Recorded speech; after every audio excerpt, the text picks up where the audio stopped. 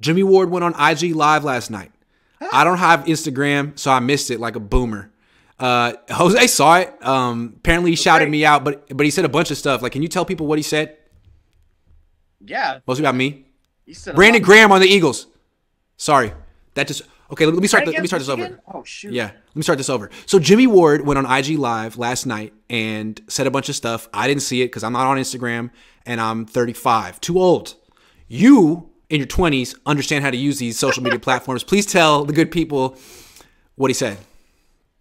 Yeah, it was entertaining and informative. Now, he didn't take any shots at anyone. It was just pretty much like an aired out because he repeatedly said like, "Oh, just no, Will. It's just the business, man. It's just, you know, it's pretty much just like a reaffirming of the business side, basically about how it all started."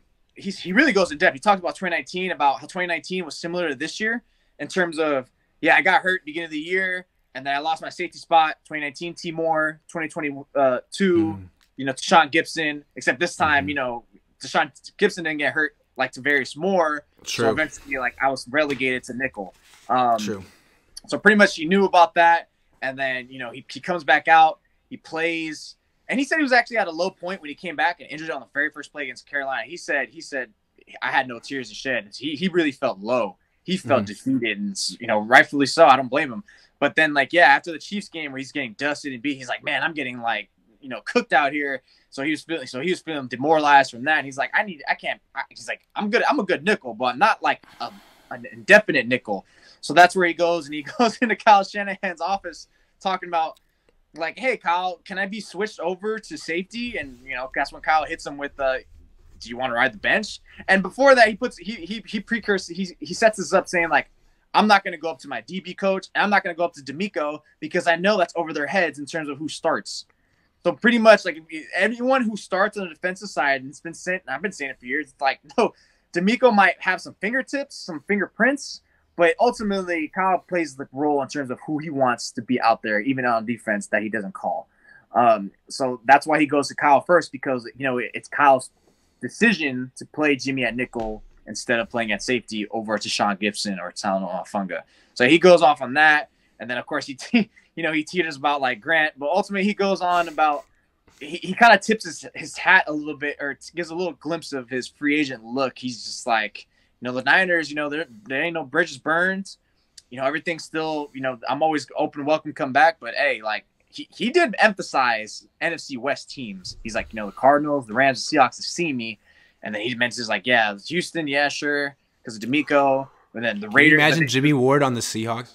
But then he mentions the Raiders, like, oh, they gave me more than the Niners last time. But I think my favorite part, what Jimmie talks about, is how contracts offers and negotiations first started with the 49ers. He mentions that they gave him an offer back in OTAs, and he says they pretty much lowballed him like crazy. He pretty much says, like, yeah, they lowballed me. It was not ideal. And he just scoffed at it. And then he said they tried to come back to him about another offer, like a kind of a feelers through his position coach. So they try to talk to him through proxy negotiations, and where basically that's when he started balling out a nickel. And he says, like, yeah, you could be one of the highest paid nickels of the league. And then he goes back and he searches. He doesn't give numbers at all. He doesn't give any numbers. He says it's basically the same deal these cats were trying to offer me in OTAs. It's just different because it's disguised with the name highest paid nickel corner. Which, if you actually look, and I have this up, I think the highest paid nickel corner is DJ Reed. So he's going to get paid DJ Reed money. He's like, if they're going to pay me top nickel corner money, it's pretty much just not even top 10 safety money. I see. So he's like, I see. So it's just a way to repackage the same mediocre offer they were giving him. They just glossed it. They put lipstick on the pig and say, here you go. Yeah. And DJ Reed's getting paid freaking what? He's a 20. Not even. He's the 23rd highest paid corner in the league. He's getting paid like 11, pretty much around like $10 million, give or take. You know, 9.5 to 11.5 in terms of salary or guarantees. So it's not a bad deal, but ultimately he would have to be like, okay, I'm good with nickel, but he doesn't want to play nickel. He likes playing nickel, but not indefinitely. He can play nickel. He can do a lot of things, but he's a top 100 NFL player at safety, and someone's going to give him a lot of money to play that position. And the Niners are going to go cheap. They're going to stick with Tashawn Gibson because he's cheaper, but he's also older, and he's a good player too. No disrespect. Tashawn Gibson had a hell of a season, but is he going to do it again? At what point? He's going to be 33 next year. Jimmie's younger than him, and you're not paying for quarterbacks. You really can't afford Jimmie Ward. I mean, I'm not just saying this because I'm like best friends with him, and no, I'm just kidding. I'm not friends with Jimmie Ward, but he has been the most consistent player in this secondary for a very long time. He's younger than his replacement, than the guy you're going to replace him with. Money shouldn't be an issue since you're spending on nothing on quarterback. I don't know.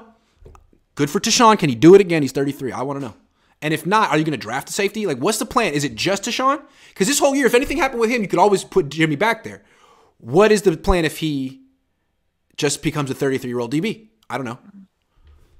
But I appreciate it. But the most important thing is what Jimmie said about me on IG Live. Tell everyone what he said about me. No, people saw it. People saw it. I didn't pay him to say that. He genuinely felt that way. He did mention, like, and he kind of, there's some point where his Instagram kept getting cut out. So, but he was a point talking about, like, it wasn't so much that he was bummed and annoyed that, you know, he got injured and pretty much lost his position that way. He's like, yeah, I get it. It happens. But it's like, why is he, other people don't have that same thing? Like, he's like, oh, you're just trying to phase me out because I'm on the last year of my deal. So that's kind of the way he was, like, floating it out. But that's what they did to Eric Reed. Remember that? Yes. Eric Reed was on the last year of his deal, and all of a sudden he's playing linebacker. Remember? Oh, yeah. They love to play the positionist. Take players. Oh, you're about to hit free agency? Let me take some money out of your pocket.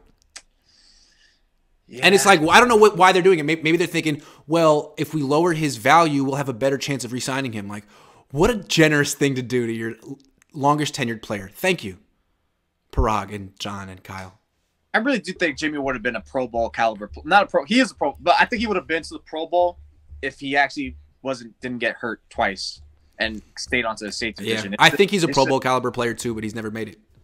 Maybe I predicted this year. I wrote an article before saying, like, I think if he stays healthy, I said I think he's gonna make the Pro Bowl because he's been chirping and he knows it. And he admitted it. Yeah, I've been chirping, so I think they're gonna target me. And I think that was because he's been talking, and he even mentioned it. He's like, no one capes for me more than me, and that's when he ends up leading to you. He's like, yeah, he's the only one that gives me my credit or my doo doo, whatever. And he says, like, that's literally it. So that's why I thought it was gonna be his year, and then the dude literally just got tossed into the garbage bin in terms. Rams should sign him.